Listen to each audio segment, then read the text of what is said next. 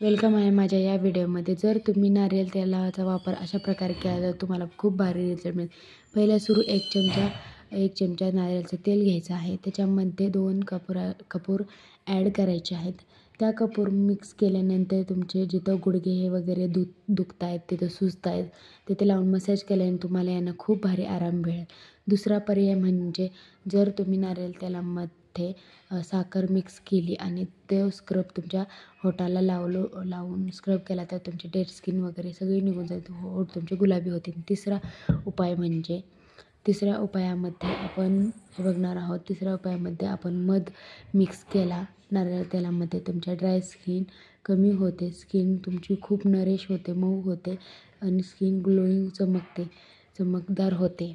नक्की एकदा तुम्ही पण ही रेमेडी नक्की एकदा ट्राय करा.